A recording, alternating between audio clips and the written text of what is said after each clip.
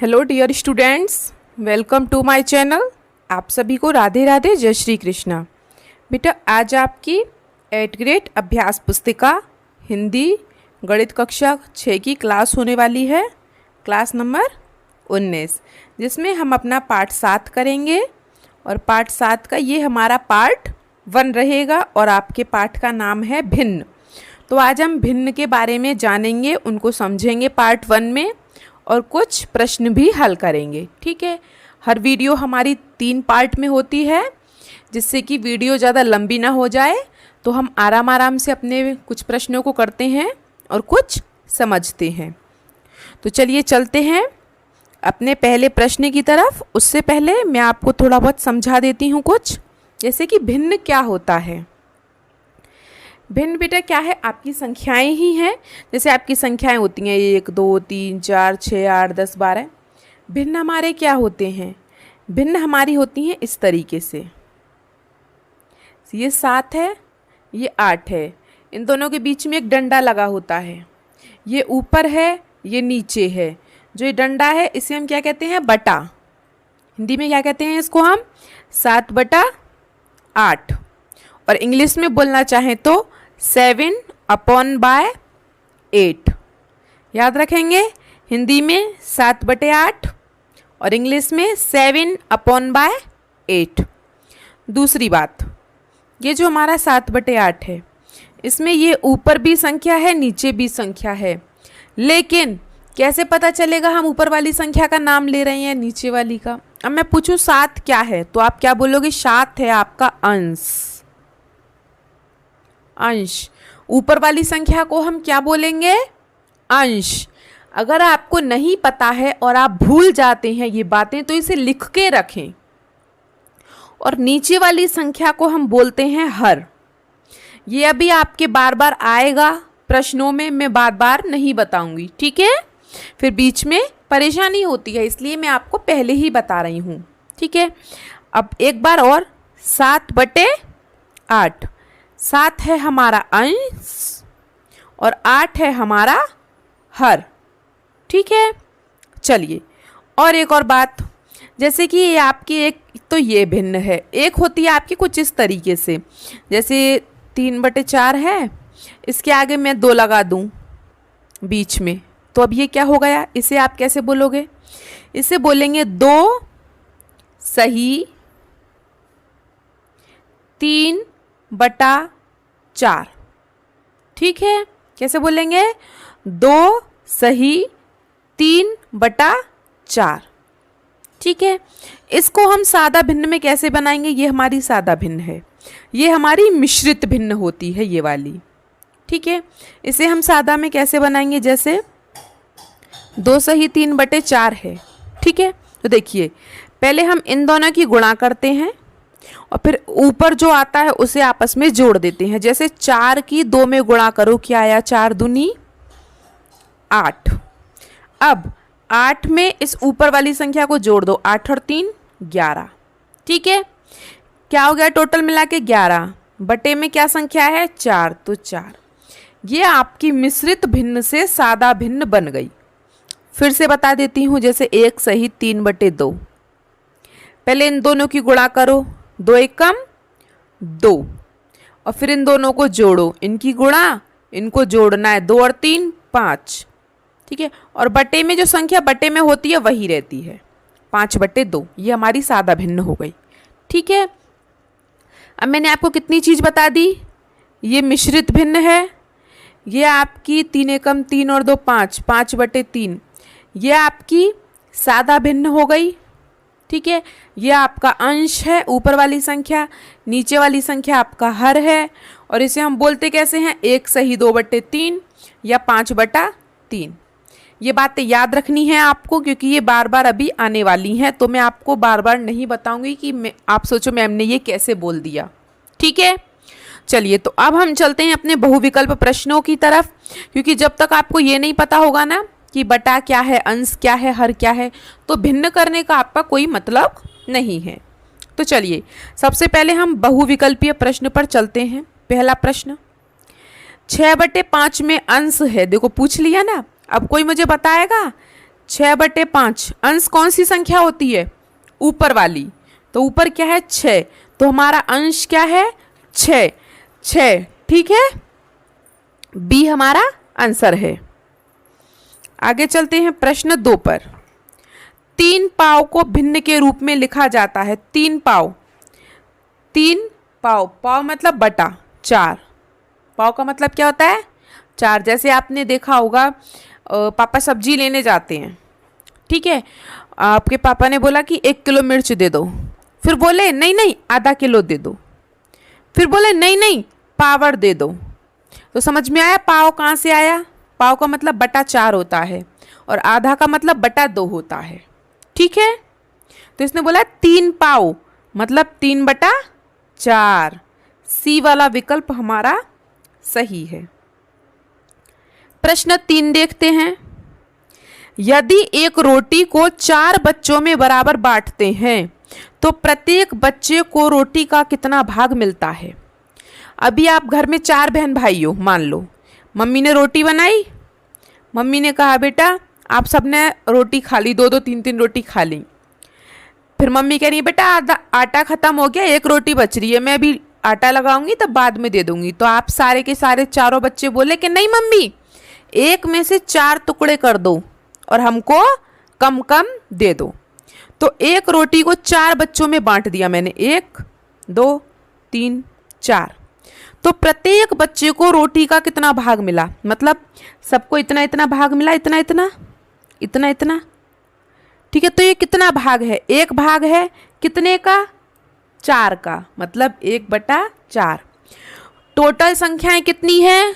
4, जिसे हम हमेशा नीचे लिखेंगे और जितना कहा है उसे हम ऊपर लिखेंगे। इन्होंने क्या कहा है? बच्चे को रोटी का कितना भाग मिला? 1 बच्चे को, तो 1 बच्चे को तो 1 ही भाग मिलेगा और टोटल बच्चे कितने थे? 4, मतलब कि 1/4 हमारा आंसर सही है, विकल्प ए। प्रश्न 4 देखिए। 3/4, 3/4, 3 कितना है हमारे पास? देखिए 3 और चौथाई मतलब 4, इतना तो समझते हैं। 3/4 मतलब 3/4, 3 ऊपर 4 नीचे। 3/4 1/4 से 1/4 मतलब 1/4 से कितना अधिक है? मतलब ये कितना ज्यादा है ये वाला इससे? तो घटा दो, 3/4 में से 1/4 घटा दो। अब आप सोचोगे ऐसे कैसे घटा दें? घटा दो, सिंपल। देखो जब संख्याएं नीचे बराबर होती हैं ना तो सीधा सीधा घटा दो। 3 में से 1 गया, 2, नीचे कितना है? 4, दोनों को एक साथ ही लिखते हैं। इसे हम क्या कहते हैं? एलसीएम, लघुत्तम समापवर्त्य, ठीक है। एलसीएम का मतलब होता है दोनों संख्याओं की कॉमन संख्या लेना, दोनों में जो सेम सेम संख्या हो वो लेना, ठीक है। अभी क्या आया? 2/4, तो काट दो इसे, 2 एकम 2, 2 दूनी 4। अगर ऊपर नीचे दोनों संख्याएं किसी एक ही पहाड़े में आ रही हो तो उन्हें हम काट भी सकते हैं, ठीक है। अभी जैसे 2/4 2 के पहाड़े में भी आ रहे हैं दोनों, जैसे 2 के पहाड़े में 2 एक बार आ गया और 4 2 बार आ गया, तो क्या आया? 1/2। तो 1/2 हमारा आंसर है। आगे चलते हैं प्रश्न 5 पर। समूह ए में 3 चिक्कियों, मतलब गजक की जो चिक्की होती है उनको, समूह ए में, ए समूह है एक बी समूह है, ए में 3 चिक्कियों को 9 बच्चों में बांटा गया। मतलब 3 चिक्की हैं उनको 9 बच्चों में बांट दिया है। यहाँ लिख देती हूँ मैं, समूह ए में 3 चिक्की हैं उनको 9 बच्चों में बांट दिया, ठीक है। समूह बी में 4 चिक्कियों को 9 बच्चों में बांटा, 4/9। समूह बी के प्रत्येक बच्चे को समूह ए के प्रत्येक बच्चे से चिक्की का कितना भाग अधिक मिला? घटा दो, 4/9 में से 3/4 घटा दो, कितना आएगा? नीचे बराबर है, नीचे 9 ही है तो नीचे तो 9 ही आ जाएगा। ऊपर 4 में से 3 गया, 1/9 भाग ज्यादा मिला समूह ए वाले बच्चों को, ठीक है। आ गया समझ में? विकल्प बी हमारा सही है। आगे चलते हैं प्रश्न 6 पर। दिए गए चित्र में कितने 1/4 मिलकर 1/2 बनाते हैं? चित्र को छोड़ो, मेरी सुनो। देखो, मैंने इसके 4 भाग कर दिए, 1 2 3 4। एक भाग का मतलब क्या है? 1/4। इसने बोला है 1/4 कितने मिलकर 1/2 बनाते हैं। अगर मैं इसको भी ले लूं प्लस 1/4, तो ये इतना मिलके कितना हो गया? ये 1/2 हो गया, आधा हो गया ना। अरे 1/2 का मतलब आधा होता है, ये अलग और इधर वाला अलग। ठीक है, तो हमें आधा ही तो बताना है, तो कितना 1/4 मिलकर 1/2 होता है? ये अलग, ये अलग, ये अलग, ये अलग। अगर मैं इन दोनों को अलग अलग कर दूं तो ये बेटा इसमें कितने भाग बनना है 1/4 के? 2 भाग। 2 भाग 1/4 के मिलके 1/2 बनाते हैं, मतलब कि सी वाला ऑप्शन हमारा सही है। ठीक है, आगे चलें। चलिए अब हम चलते हैं अपने खाली स्थानों की तरफ। प्रश्न 7, किसी भी उचित भिन्न का मान कितने से छोटा होता है? बेटा ये जो हमारी भिन्न होती है ना, ये बटे में, ये सब 1 से छोटी होती हैं। ठीक है, चलिए आगे चलते हैं प्रश्न 8 पर। 1 किलोग्राम आम खरीदने पर समान वजन के 10 आम मिलते हैं। मानो आपने 1 किलोग्राम आम खरीद लिए, उसमें क्या है, आपके 10 आम चढ़े। ठीक है, आपके 10 आम चढ़े 1 किलो आम पे। ठीक है, और सारों में समान वजन है बिल्कुल। तो एक आम का कुल वजन कितना होगा? मतलब कुल वजन का कितना भाग होगा? तो एक आम का पूछा है तो 1 ऊपर आ गया। टोटल कितने हैं? 10, तो 10 नीचे आ गया, मतलब कि 1/10। यही आपकी भिन्न है। समझ में आया? कितना पूछा? एक आम का वजन, तो 1 ऊपर आ गया। टोटल आम कितने हैं? 10, तो 1/10 आंसर। सिंपल, बहुत सरल है भिन्न, अगर समझने की कोशिश करो तो। प्रश्न 9, दिए गए चित्र में छायांकित भाग कितना है? अब छायांकित भाग देखो, 1 2 3 4 5। कितने हैं बेटा छायांकित भाग? मतलब जो भरे हुए हैं, कितने हैं? 5। और टोटल कितने हैं ये? 5 6 7 8 9 10, 5/10 आपका आंसर है। आप चाहे तो इसका एक और आंसर हो सकता है। अब कुछ बच्चे सोच रहे होंगे मैम ने ऐसे क्यों लिखा है 5/10? मैंने बेटा इसलिए ऐसा लिखा है क्योंकि जब भी हम टाइप करके लिखते हैं ना, तो उसको ऐसे बटे में नहीं लिख सकते हम, जब भी फ़ोन में टाइपिंग करते हैं तो इसलिए मैंने ऐसे लिख दिया है।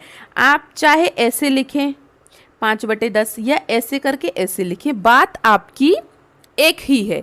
अगर आप चाहें तो ऐसे लिख सकते हैं, ठीक है। इसको 1/10 को भी ऐसे लिख सकते हैं, ऐसे लिख सकते हैं, जैसे आपका मन करे वैसे लिख सकते हैं, ठीक है। एक बात और, जैसे बेटा ये आपका 5/10 आया, तो आपको कुछ समझ में आ रहा है इसमें? अब ये दोनों संख्याएं 5 के पहाड़े में आ रही हैं, 5 एकम 5, 5 दूनी 10, तो इसका आंसर 1/2 भी हो सकता है अगर हम इसको काट के लिखें तो। मतलब किसी भिन्न को छोटा करना हो तो हम ये देखते हैं कि वो किसके पहाड़े में आ रही है, तो उसको काटते चले जाते हैं पहाड़ों से, ठीक है। अब हम चलते हैं प्रश्न 10 पर। 4 गिलास जूस हैं। कितने गिलास जूस है बेटा? 4 गिलास जूस। 5 बच्चों में बराबर बराबर बांटना है। कितने बच्चों में? 5 बच्चों में बराबर बराबर बांटना है। पर प्रत्येक बच्चे को जूस का भाग मिलता है, इसमें ये पूछ रहा है, ठीक है। तो ये इसका आंसर कौन बताएगा? बताओ जल्दी से। प्रश्न 10 का आंसर कौन बताएगा मुझे? देखो अभी ऐसा विकल्प भी आया था, 4 गिलास जूस है, 5 बच्चों में बराबर बराबर बांटना है, तो इसमें आपको कुछ नहीं करना, दोनों संख्याएं दी हैं, 4/5 भाग मिलेगा, खत्म बस बात। प्रश्न 11। 5 किलोग्राम टमाटर को बराबर, देखो 5 किलोग्राम टमाटर है, ये रहे 5 किलोग्राम टमाटर, इनको 4 थैलों में भरा, 1 थैला, 2 थैला, 3 थैला, 4 थैला। 5 किलोग्राम टमाटर को बराबर बराबर चारों थैलों में भर दिया। अब क्या कह रहा है, ऐसे ही 15 किलो टमाटर हैं। कितने बेटा, 15 किलो। अब यहाँ पे 5 किलो थे, 5 से 15 हो गए, मतलब 3 गुना बढ़ा दिए, 3 की गुणा कर दी, 5 × 3 = 15।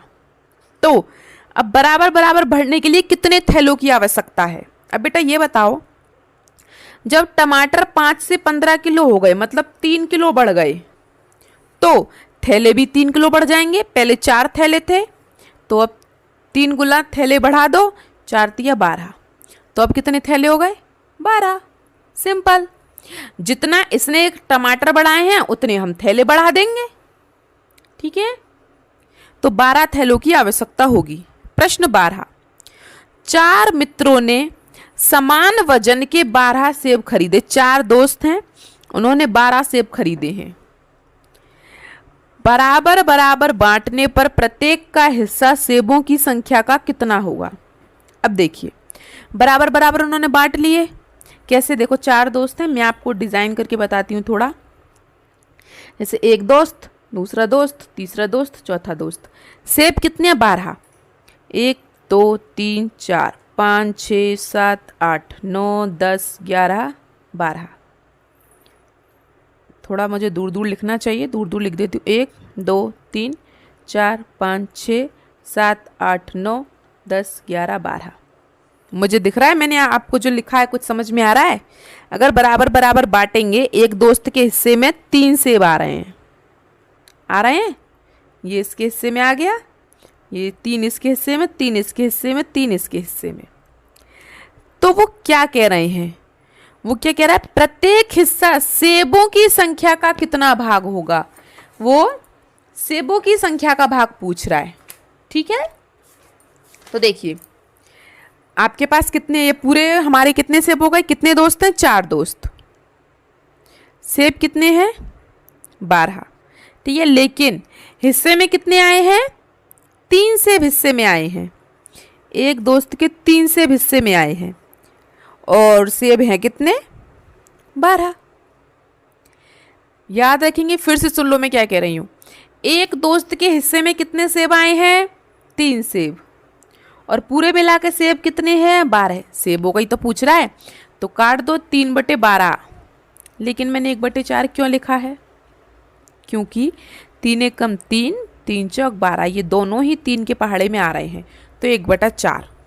मतलब कि प्रत्येक हिस्सा सेबों की संख्या का 1/4 भाग होगा। सारा सेबों का ही तो खेल है। एक दोस्त के हिस्से में 3 सेब आए हैं, सारे सेब 12 हैं, काट दो 1/4, आंसर आ गया, खत्म कहानी। ये इतना सब कुछ तो मैंने आपको समझाने के लिए किया था। ठीक है, तो हो गए आपके सारे प्रश्न। अब हम अति लघु प्रश्न बेटा उन्हें कल करेंगे। ठीक है, और इन्हें समझ के आना कि मतलब कैसे किया, क्या हुआ। ठीक है, और वीडियो अच्छी लगी हो तो लाइक शेयर जरूर करें अपने दोस्तों के साथ, सब्सक्राइब भी कर लें। और एक बात और बेटा ध्यान रखें, सब हाइप ज़रूर कर दें वीडियो को। आपने देखा होगा कमेंट बॉक्स के पास, जब आप कमेंट बॉक्स को ऐसे स्क्रॉल करोगे तो वहाँ पे हाइप आ जाएगा, तो हाइप ज़रूर करें। और किसी भी प्रश्न में आपको कोई भी दिक्कत परेशानी होती है तो आप मुझसे कमेंट बॉक्स में पूछ सकते हैं।